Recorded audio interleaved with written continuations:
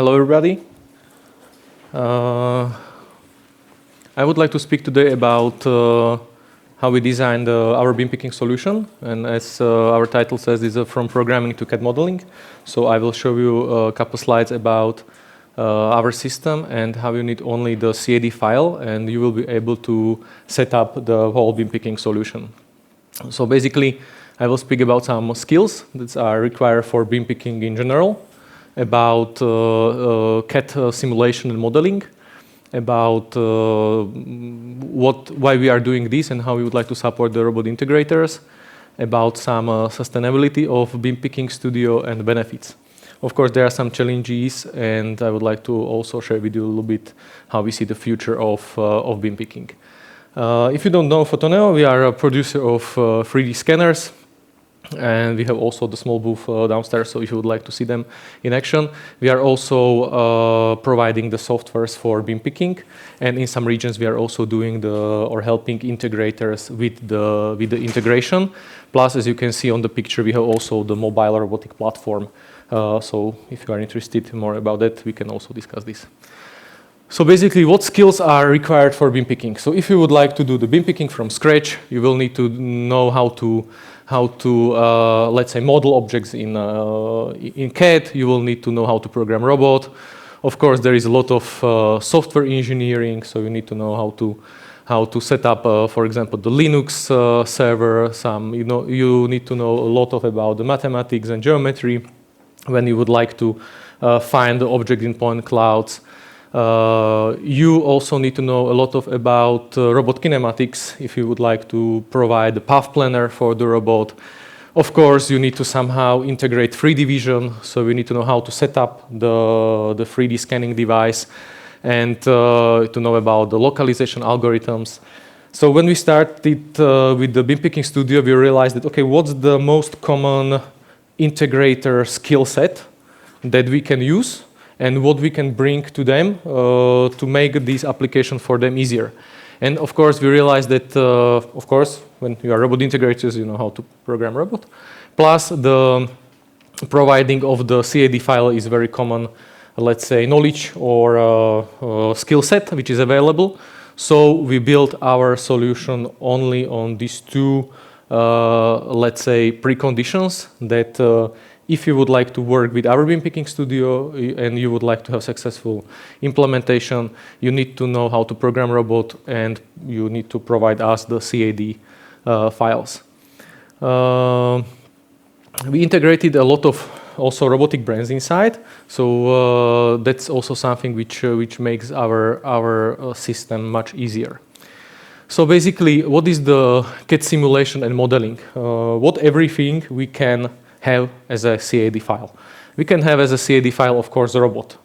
So basically, we integrated inside our system 150 concrete or specific robot models. So it means that we have 150 robots with its kinematics. It really means that we are able to steer them. So when we are steering the robot, it really means that we are sending the coordinates for each joint how to go inside the bin. So you can have a robot as a CAD file. Basically, all producers are providing this. So we program for all our major robotic brands the interface, how to steer it. Of course, you can have as a CAD file the part. When you are producing the part or customer producing the part, he has a CAD model of the picking part. Then you can have as a CAD file the tool. As you can see there, by tool we are meaning the gripper itself. So basically, when you are designing the gripper, you have usually the CAD file of the gripper, or it's very easy to construct it. Then you can have environment. What I mean by environment is that you have the working cell. So if you are able to provide us the working cell as a CAD file, there's one input, and of course the bins where the objects are placed. So basically in our system you upload the CAD file to gripper, and you are working with the gripper, as you can see, only by pulling the arrows, and that's how you set up, for example, to tool point or gripping point. So basically this is what everything you can have as a CAD file. Then what is the usual setup of the beam picking is that, of course, you have a 3D scanner, then you have a vision controller. This vision controller is connected to the robot controller, and then you have a robot. What we are doing is that you can have two types of, let's say, robot control. It's a real time, or it's a trajectory calculated. When you're using the real time robot control, it really means that you need to bypass the robot safety. You need to take all the responsibilities or your system, and so on. So this is quite a new approach and requires really some kind of skill set. So we choose the way that we are calculating the trajectories in advance. It means that we identify the object in the bin, several of them, and we calculate the path for the robot up front. This path is it's collision-free because we have this CAD file of the environment, we have the CAD file of the gripper. So we calculate the path up front. So we are using all safety functions of the robot, and the robot controller is always the master. So the robot will tell us, please give me the scan, please calculate the trajectory. So a robot controller is always the master for us. Of course, for different robotic brands, we need to really integrate them one by one. So for each brand which we integrated, we have the robot in-house, different controllers. We need to cooperate with the robot manufacturers to have the right versions and so on and so on. Sustainability of beam picking. So I don't know if the video is, if we are on the video. Try. We at the Photoneo are, maybe you know that or not, but we are also doing some kind of installations or helping the integrators. You can turn on the sound. This is just the video from one of our installations. So basically, we are doing installations or helping integrators to gain the knowledge about the beam picking. So we did a couple of them, and we transfer all our knowledge into our system.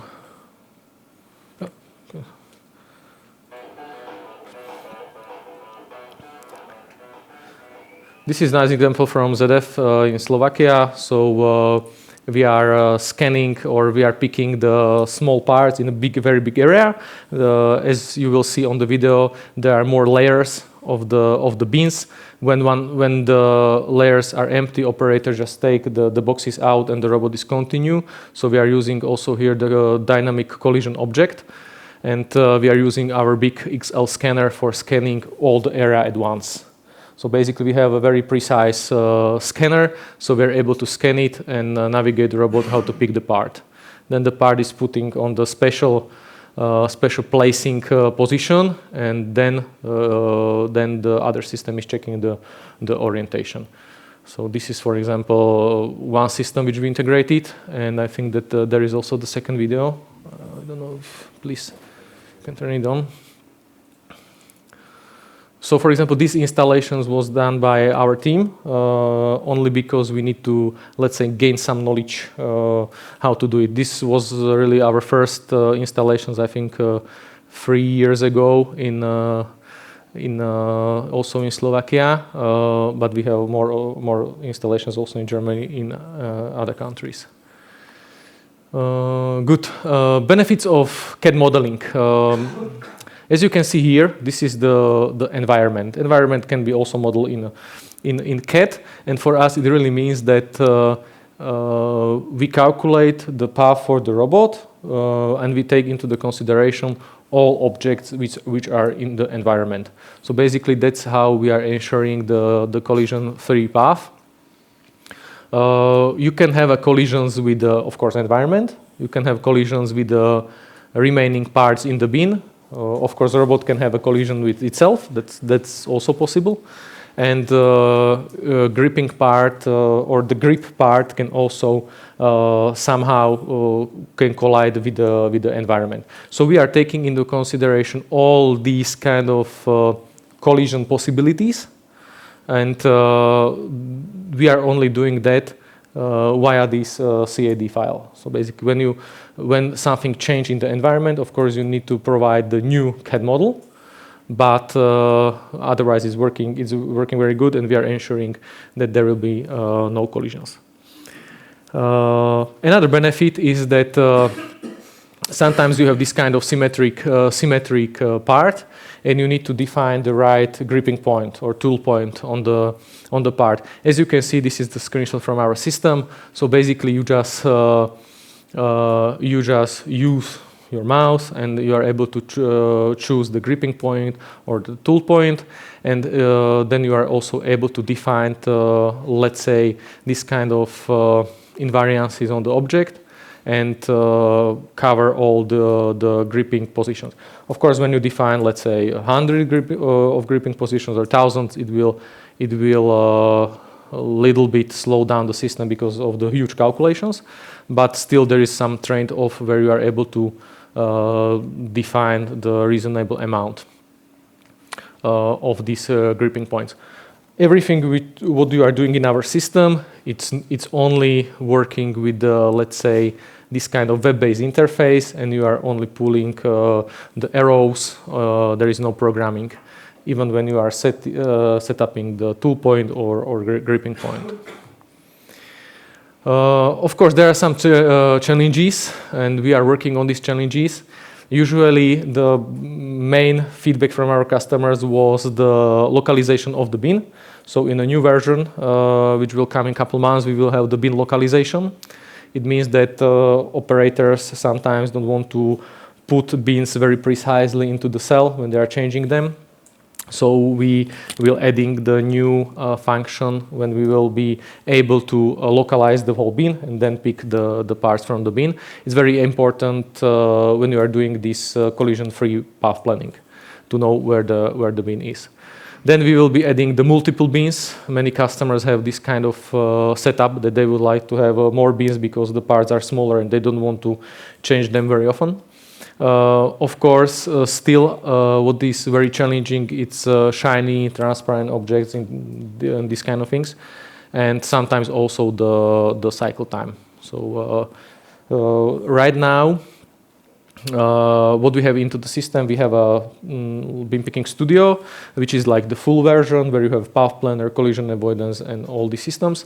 And we will also the bin picking studio lite, which will be the same but without path planner. Because for some applications, when you would like to have, let's say, 5-second cycle time, you don't need to calculate the path when the bin is too small, or when you are picking parts from the conveyor belt, that there are no let's say, possibility to collide. We will have this also cheaper and easier solution for this kind of pickings.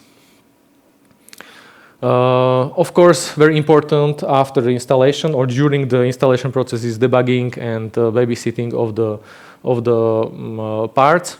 So basically, inside our system, there is a visualization of all components. So basically, there is a visualization of the robot, of the parts.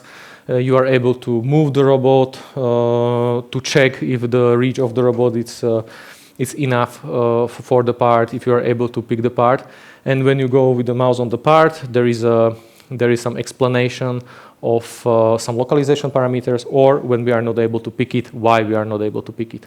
Sometimes it's because of the collision of the robot and the environment, but you will get this feedback. What's the future for us is that in next year we would like to also introduce the virtual environment where you will be able, as integrators, upload all these informations, and the system will tell you, let's say during the night, we'll calculate it on the cloud, we'll tell you that, okay, with this kind of setup, you will be able to pick, I don't know, 60, 70, 80% of parts. If you're okay, you can deploy it. If not, there will be some kind of advice that, okay, redesign the gripper or do something else. So this is also future for the system. Usually the main, let's say, challenge during or from our experience is gripper design. So integrators are usually designing very big grippers, and they are not, because they don't have much experience with the beam picking. So this is usually some kind of, let's say, main thing where we are helping them to design the good gripper. So because many times the gripper itself is like 50% of the success of the beam picking. And with a good gripper design, you are able to dramatically increase the picking, let's say, percentage. So that's quite important part. What's our future? Of course, I explained you the CAD-based localization and this kind of approach. But we have also the new product which we call AnyPick. And AnyPick is based on the AI, and it has some neural networks behind, and we are able to pick parts without knowing their CAD model. So basically, this solution is very good for e-commerce fulfillment, for random boxes picking, for let's say some fruit picking, any object which does not have shape or exact predefined shape. We can use the AnyPick. So AnyPick will be integrated into the Beam Picking Studio later this year. So you will have the option that, okay, if your customer don't have the CAD file, we are still able to help them with this. And based on the AnyPick, as I mentioned, we are adding the new functions. One is the random box picking. So basically, if you have customer and customer has random boxes on the pallet and they would like to depalletize it, we are able to do that based on our AI. And also this e-commerce fulfillment. So any e-commerce type objects we are able to pick. Or also we have a very nice application for one furniture producer for board picking. So if you have boards, different shapes, and you don't know the shape, we are able to pick them. Okay, I think this is my last slide. It's about the future of our picking. Basically, as I mentioned before, we have also autonomous robotic platform. Why we are adding this to our portfolio is because we are believing in the future of mobile picking. So in the future, we would like to combine all three things together: mobile robot, normal robotic arm plus 3D vision to do this mobile commissioning. In the end of the year, we'll be launching our new MotionCam 3D. It's our new product for scanning in motion. We won a couple worldwide awards for this MotionCam. Right now, we have only engineering samples, but in the end of the year, we will be adding it.